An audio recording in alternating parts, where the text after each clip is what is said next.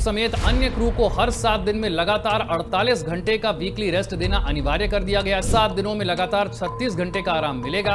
आप और सुरक्षा कर्मियों से बहस करते, झगड़ा करते नजर आए। पुणे की बात करें तो यहां पर एयरपोर्ट पर आज सुबह से 32 फ्लाइट्स रद्द हुई हैं। अपने पायलट्स और केबिन क्रू को थोड़ा ज्यादा आराम दें। उस पर 200 जीवन निर्भर है जो पीछे पैसेंजर की तरह। पहले जो 36 था उसको अब 48 घंटे कर दिया गया। तो आपने सही कहा कि भगत है इंडिगो एयरलाइंस की, डीजीसीए की और कुछ official of ministry of civil aviation. एक बार आप अंदर आ गए हैं, आप फंस गए हैं, बोर्डिंग पास आपने ले लिया है। और इंडिगो ने अपनी फ्लाइट जहाँ पे उनके पास क्रू है, जहाँ पे उनके पास जहाज है, उसको कैंसिल कर दिया। पहले भी कहा कि मोनोपोली या बायोपोली नहीं बननी चाहिए। यहाँ पर कोई एक या दो ही कंपनियां जो हैं वही किसी सेक्टर को पूरे। नमस्कार, मैं हूं आपके साथ विशाल कालरा। 4 दिनों में इंडिगो एयरलाइन की 1200 से ज्यादा फ्लाइट्स को रद्द करना पड़ा है और अब सरकार फाइनली बैकफुट पर आ गई है। वीकली रेस्ट नियम को तत्काल वापस ले लिया गया है। देश भर में इंडिगो पैसेंजर फ्लाइट्स जो हैं वो 4 दिनों से लेट हो रही हैं। 4 दिनों से पैसेंजर परेशान हैं, मारपीट के हालात हैं। केंद्र सरकार ने देश की सबसे बड़ी एयरलाइन कंपनी इंडिगो को फ्लाइट ड्यूटी टाइम लिमिटेशन के नियमों से अब राहत दे दी है, यानी कि अब एयरपोर्ट्स पर राहत देखने को मिल सकती है। सरकार ने अपना यह आदेश तत्काल वापस ले लिया है। आदेश क्या था? पायलटों समेत अन्य क्रू को हर 7 दिन में लगातार 48 घंटे का वीकली रेस्ट देना अनिवार्य कर दिया गया था। डीजीसीए के नए नियमों और वीकली रेस्ट और छुट्टियों को अलग अलग मानने का प्रावधान था। यह नियम पायलटों और दूसरे क्रू के थकान को कम करने के लिए बनाया गया था। हालांकि अब क्रू को पहले की तरह हर 7 दिनों में लगातार 36 घंटे का आराम मिलेगा। डीजीसीए के जो नए नियम थे, इसकी वजह से इंडिगो शुक्रवार को लगातार चौथे दिन क्रू मेंबर्स, पायलट सहित अन्य फ्लाइट स्टाफ की कमी से जूझती नजर आई, जिसके कारण दिल्ली, बेंगलुरु, पुणे, हैदराबाद सहित कई एयरपोर्ट पर 500 से ज्यादा फ्लाइट्स कैंसिल हो गई। एयरपोर्ट पर हालात बदतर रहे। यात्री 24-24 घंटे फ्लाइट का इंतजार करते रहे। फ्लाइट्स की जानकारी उन्हें मिल नहीं पाई। दिल्ली एयरपोर्ट पर यात्री पानी, खाना और जरूरी सामानों के लिए स्टाफ और सुरक्षा कर्मियों से बहस करते, झगड़ा करते नजर आए। कई जगह पर मारपीट की नौबत आ गई। दिल्ली एयरपोर्ट सभी फ्लाइट्स वहां पर रद्द हुई। जाने हम आपको दिखाते हैं कैसे हालात वहां पर बने हुए हैं। दिल्ली की बात करें तो दिल्ली में सबसे ज्यादा 225 फ्लाइट्स रद्द हुई हैं। इंडिगो ने दिल्ली एयरपोर्ट से उड़ान भरने वाले सभी घरेलू फ्लाइट्स जो है वो आज रात 12 बजे तक के लिए रद्द कर दी हैं। टर्मिनल पर हजारों सूटकेस पड़े हुए हैं। कई यात्रियों को 12 घंटे से ज्यादा अपने सामान लेने में लग गए। भीड़ इतनी बढ़ गई कि यात्री फर्श पर, सीढ़ियों पर बैठकर घंटों उड़ानों का इंतजार करते रहे। मुंबई की बात करते हैं। यहां पर कई फ्लाइट रद्द होने के बाद इंडिगो काउंटर पर लंबी कतारें लगी। रायपुर की बात करें, बुजुर्गों और छोटे बच्चों को कुर्सियों पर घंटों इंतजार करना पड़ा। कुछ यात्री स्टाफ और सुरक्षा कर्मियों से बहस करते नजर आए।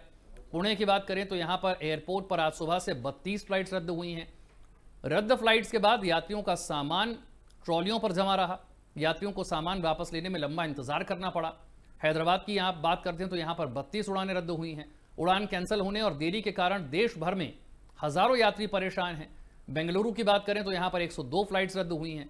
लोग एयरपोर्ट पर घंटों इंतजार करते रहे। इंडिगो ने गुरुवार को डीजीसीए से फ्लाइट ड्यूटी टाइम लिमिटेशन के नियमों से 10 फरवरी 2026 तक छूट देने की अपील की थी। कंपनी ने आश्वासन दिया था कि 3 महीने के अंदर उनकी परिचालन स्थिति फिर से सामान्य हो जाएगी। और इसी पर बात करने के लिए 2 एविएशन एक्सपर्ट हमारे साथ जुड़ेंगे। उनसे हम चर्चा करेंगे और समझेंगे कि नियम क्या थे और इन नियमों को मानने में इतनी देरी क्यों हुई। कैप्टन कबीर मलिक हमारे साथ हैं। सबसे पहले उन्हीं का रुख कर लेते हैं। कैप्टन कबीर, क्या नियम थे ऐसे जिसकी वजह से इंडिगो को इतनी बड़ी दिक्कत का सामना करना पड़ा और सरकार को झुकना क्यों पड़ा? सबसे बड़ा सवाल ये। मैं आपको बताना चाहता हूं, नियम तो 2024 में 1 मई को डीजीसीए ने सभी एयरलाइंस को ये गाइडलाइन इशू की थी, नोटिफाइड किया था, जो एफटीडीएल्स के आराम से था, के रिलेटेड था, कि सभी केबिन क्रू और पायलट को जो है मैक्सिमम जो वीकली फ्लाइंग है इतनी करनी पड़ेगी।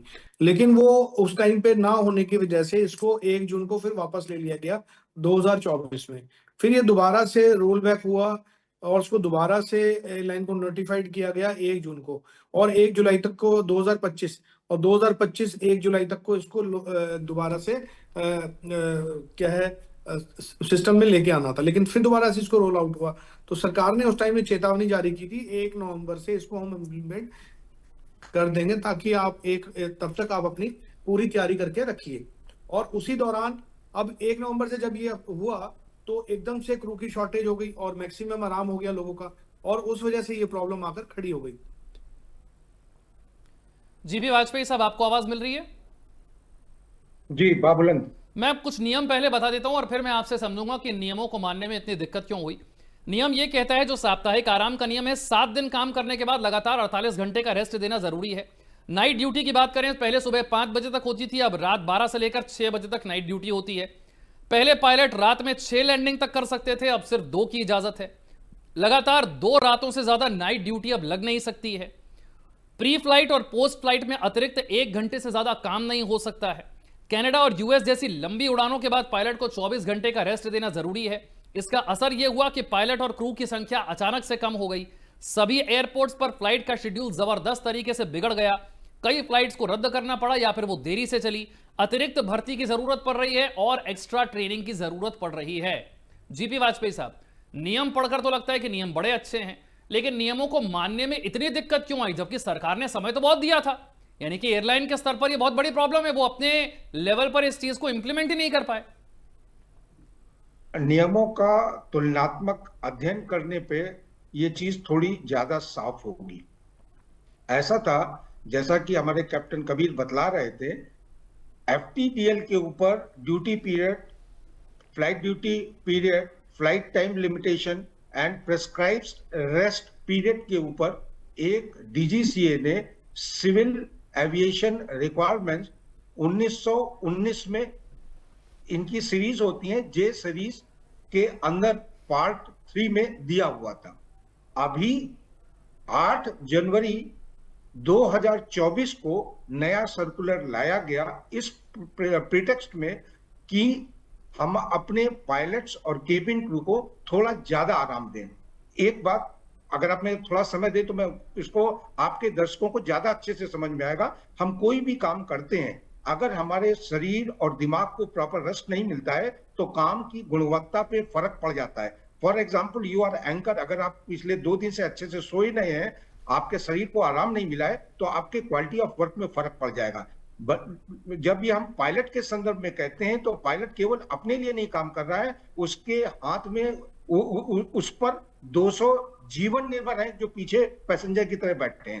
तो पायलट को रेस्ट देना बहुत जरूरी है, नहीं तो क्रिटिकल मोमेंट पे जब लैंडिंग और टेक ऑफ होते हैं उस वक्त छोटी सी त्रुटि उनकी जो पीछे पैसेंजर हैं उनके जीवन के साथ खिलवाड़ हो सकता है। इस सोच के साथ पायलट के रेस्ट को बढ़ाने के लिए ये एक अमेंडमेंट किया गया था 8 जनवरी 2024 को, और जो होना था इफेक्टिव 6 जून 2024 को। लेकिन इसका पायलट डिफरेंट इंडिया एयरलाइंस ने ये कहना शुरू किया कि अभी संभव नहीं, हमें थोड़ी मोहलत दी जाए।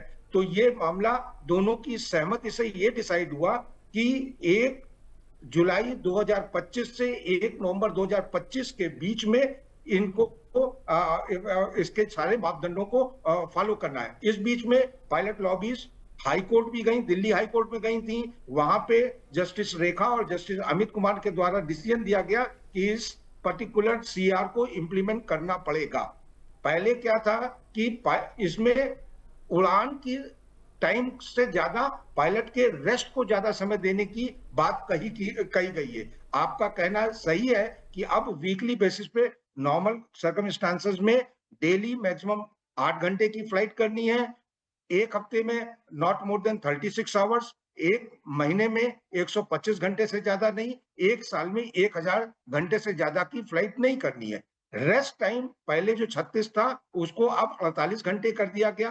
तो आपने सही कहा कि रात की 2 लैंडिंग जो पहले 4-6 भी होती थी अब रिस्ट्रिक्ट कर दी गई है 2 लैंडिंग के लिए। अब ये जो मूलभूत चेंजेस आए, इसके चलते ये चीजें मालूम थी सबको, मिनिस्ट्री ऑफ सिविल एविएशन को, डीजीसीए को और वेरियस एयरलाइन ऑपरेटर्स को कि ऐसे चेंजेस आ रहे हैं।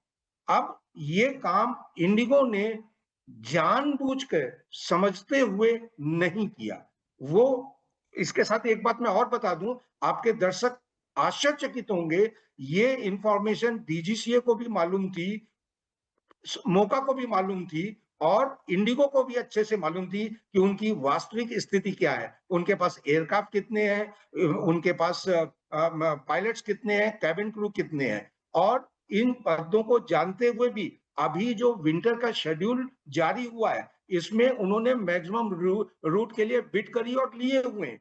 एक तरफ तो डीजीसीए का एग्जिस्टिंग सर्कुलर को फॉलो नहीं किया कि आपके पास क्रू नहीं है, क्वालिफाइड क्रू नहीं है, जहाज की कमी पड़ रही है, और दूसरी तरफ आपने विंटर के शेड्यूल एडिशनल एक्सेप्ट कर लिए। आपके पास अगर कमी थी, आपको मालूम था, आपका एक कमिटमेंट था, DGCA is a countries regulator, वो पूरे एविएशन को कंट्रोल कर रहा है, तो पहले आपकी जवाबदेही उनके प्रति बनती है।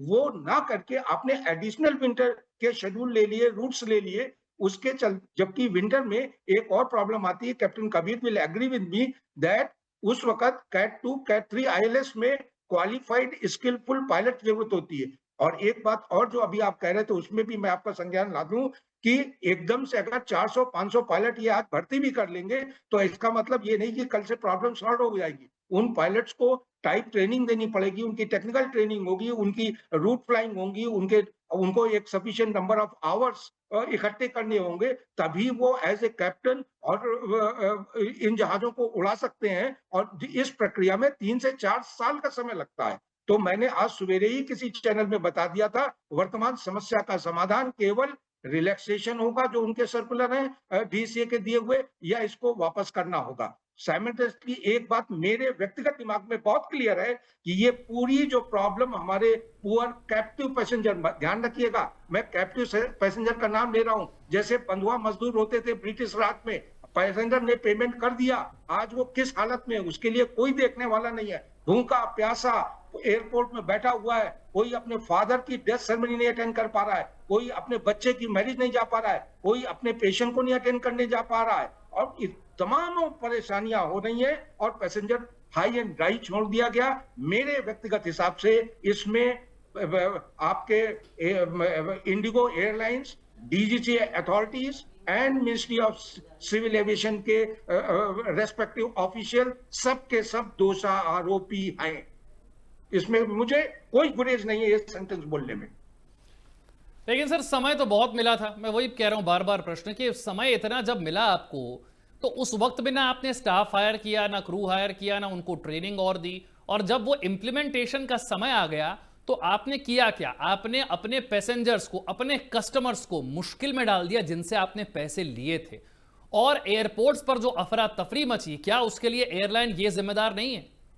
क्या इस एयरलाइन को सिर्फ ये कहकर कि साहब हम नियम वापस ले रहे हैं छोड़ दिया जाना चाहिए क्योंकि ये सबसे बड़े एयरलाइन ऑपरेटर है हमारे देश के, इसलिए इनको माफ कर देना चाहिए? ये जो अफरा तफरी मची, ये जो देश भर के एयरपोर्ट्स पर हाहाकार है, पैसेंजर बेहोश हो रहे हैं, पैसेंजर्स में लड़ाई हो रही है, इसके लिए क्या इस तरीके से एयरलाइन को माफ कर दिया जाना चाहिए? बिल्कुल भी नहीं। बहुत ही शर्मनाक और दुखद बात है कि DGCA is representing government of India, they have backtracked, they had initiated a good programme, उन्होंने एक अच्छी पहल की थी, पायलट्स को ज्यादा रेस्ट देने की बात कही गई थी, और उसके बाद उस सर्कुलर को मोनोपोली, आज इंडिगो हमारे कंट्री का 62% पैसेंजर शेयर लिए हुए है, आज उसके दबाव में आकर के हमें यह विड्रॉ करना पड़ा। अगर समय रहते हम जो आज लेटेस्ट अभी आपके चैनल में मैं देख रहा हूं कि डीजीसीए बोल रहा है कि अब मैं प्रबंधन का डेली बेसिस पे मॉनिटर करूंगा, तो अब तक क्या कर रहे थे? इस देश के अंदर एविएशन के क्षेत्र में एक भी पत्ता बिना डीजीसीए की मंजूरी के हिल नहीं सकता। आपके पास अथॉरिटी थी, आप रिस्पॉन्सिबिलिटी से शाई अवे करे हुए। आपको ये जो बात आज कह रहे हैं, हर एयर इंडिया इंडिगो में उनके डीजीसीए पोस्ट होल्डर हैं जिनसे डेली बेसिस पे 5 से 7 बार इनका संवाद होता है। इन्होंने डेली बेसिस में क्यों नहीं मॉनिटर किया? इन्होंने क्यों विंटर के शेड्यूल उनको दिए जब उनके पास क्रू की कमी थी? ये सब मिली भगत है इंडिगो एयरलाइंस की, डीजीसीए की और कुछ official of ministry of civil aviation, और जिसका खामियाजा इन पुअर पैसेंजर जो हम देख रहे हैं उनको उठाना पड़ा है। उनके पास कोई चॉइस नहीं है। वो बोलते हैं सॉरी, वो बोलते हैं हम रिफंड कर देंगे। अरे जी, आप रिफंड क्या करेंगे? रिफंड करना है पेनाल्टी, और बोलते हैं पेनाल्टी लगाएंगे। पेनाल्टी जाएगी गवर्नमेंट खजाने में। अगर रिफंड करना है तो 4 गुना किराया पैसेंजर को वापस करिए, वो जा करके टैक्सी से अपने गंतव्य स्थानों की तरफ बढ़े। आपको मालूम होगा कि कल रात में एरो सिटी दिल्ली के अंदर एक कमरा जिसका किराया 4,000 रुपए होना चाहिए था, 1 लाख रुपए में बुक हुआ है। ये सारा बोझ पैसेंजर के ऊपर। उनकी बेचारों की क्या कमी थी? उनकी क्या गलती थी? जस्ट यही गलती है कि इंडिगो से उन्होंने टिकट बुक कर लिया। इंडिगो भूल रहा है। आज की तारीख में उनकी हमारे ब्रांड एयरपोर्ट्स इतना- आज की तारीख में हमारे एयरपोर्ट्स कुछ हद तक रेलवे स्टेशन और कुछ हद तक बस स्टैंड जैसे नजर आते हैं, जहां पर इतनी अव्यवस्था है, कम से कम आप रेलवे स्टेशन से हटकर जा सकते हैं, आप बस स्टैंड से हटकर कहीं और जा सकते हैं। एयरपोर्ट पर एक बार आप आ गए, फिर आप बाहर जाएंगे नहीं। आपको समझ में आता है आपकी फ्लाइट है, पता नहीं वो फ्लाइट आपको कब मिलेगी। एक बार आप अंदर आ गए हैं, आप फंस गए हैं, बोर्डिंग पास आपने ले लिया है, अब पता नहीं आपको कितने घंटे का इंतजार और करना पड़ेगा, क्योंकि आपने कोई रेलवे स्टेशन या बस स्टैंड की तरह बहुत कम पैसे में टिकट तो लिया नहीं है। आपका टिकट बहुत महंगा है। आप चाहते हैं कि एक बार टिकट ले लिया तो मैं अपने गंतव्य तक पहुंचूं, और वहां पर एयरलाइन आपको कोई सपोर्ट नहीं करती है। आपके लिए खाना नहीं है, आपके लिए पानी नहीं है, आपके पास रेस्ट करने के लिए कोई जगह नहीं है, आप वहां पर फंसे हुए हैं। ये इतनी बुरी स्थिति है, और जब ये तस्वीरें देश तक नहीं विदेशों में भी जाती हैं, ये तस्वीरें, क्या छवि हम पेश कर रहे हैं? एंकर साहब, जैसे जैसे गिद्ध होते हैं, एक और आपके चैनल के माध्यम से खुलासा करूंगा आपके दर्शकों के लिए। एयरलाइन इस वक्त बेचारे पैसेंजर्स की इस दुविधा का लाभ उठा रहे हैं। कुछ एयरलाइंस, इन पर्टिकुलर आकांक्षा और इंडिगो ने अपनी फ्लाइट जहां पे उनके पास क्रू है, जहां पे उनके पास जहाज है, उसको कैंसिल कर दिया। ओरिजिनल टिकट बुक था 6,000 का, इस वक्त वही टिकट दोबारा उसी पैसेंजर को 60,000 रुपए में बुक कर रहे हैं। क्या अपने देश में इन सब चीजों को देखने के लिए कोई नहीं है? कोई भी पैसेंजर्स के सपोर्ट में नहीं खड़ा हो सकता है। आज ये airport, runway, ATC, pilot, engineer, किस लिए? इन्हीं पैसेंजर्स की सुविधा के लिए। अपने देश में एविएशन को बढ़ावा दिया गया था कि सुगमता से एक स्थान से दूसरे स्थान समय रहते आरामदायक फ्लाइट से जा सकते हैं, एक रीजनेबल फेयर पे। आज तो ये एक्सप्लॉइट कर रहे हैं। आज तो ये ऐसी ले आए हैं, कंडीशन ले आए हैं कि जिसको मजबूरी में जाना है, उसका 6,000 रुपए का टिकट बुक था, वो उन्होंने फ्लाइट कैंसिल कर दी। वही एयरलाइन अगली फ्लाइट के लिए उससे 60,000 रुपए मांग रही है। ये क्या तमाशा है? इसका कोई सल्यूशन, पूछने वाला नहीं है। लेकिन इसका सल्यूशन तो ये भी नहीं है कि आप इस समय को और टाल दें कि चलिए और हम आपसे समय दे रहे हैं, आपको नियम हम वापस ले रहे हैं।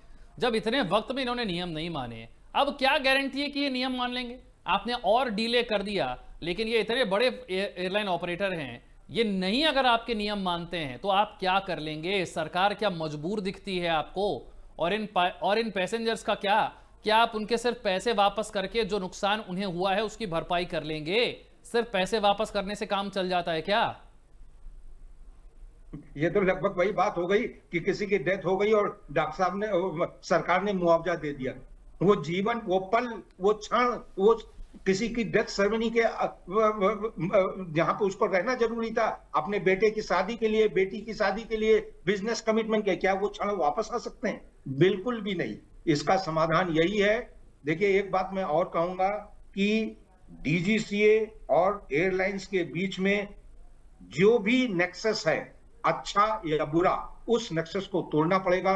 Government official should carry out there duty uprightness के साथ, और मिल बैठ करके एयरलाइन को बुला के समझा के कि आपकी भी जिम्मेदारी है। आज इंडिगो ने इतनी इस तरीके की अनुभव दिए अपने पैसेंजर को, उनकी ब्रांड इमेज क्या होगी?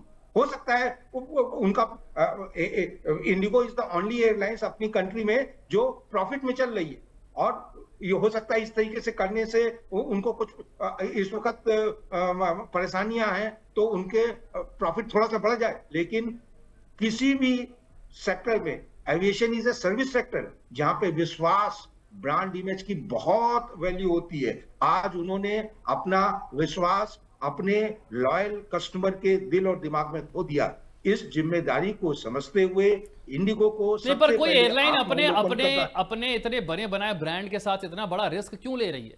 मेरा प्रश्न ये भी है, बाकी एयरलाइंस को तो ऐसी दिक्कत नहीं आ रही है, बाकी ने तो इसका मतलब नियमों का पालन किया, बाकी ने अपनी तैयारी पूरी की। क्या इंडिगो इस ओवर कॉन्फिडेंस में रह रहा है कि क्योंकि सबसे ज्यादा फ्लाइट हम ही ऑपरेट करते हैं, सही कीमत पर टिकट मिल जा रहा है, आपको रीजनेबल टिकट मिल जा रहा है, तो इसलिए कस्टमर तो हमारे पास वापस आएगा ही आएगा? क्या इस ओवर कॉन्फिडेंस में वो ये लापरवाही करने की हिम्मत कर लेते हैं?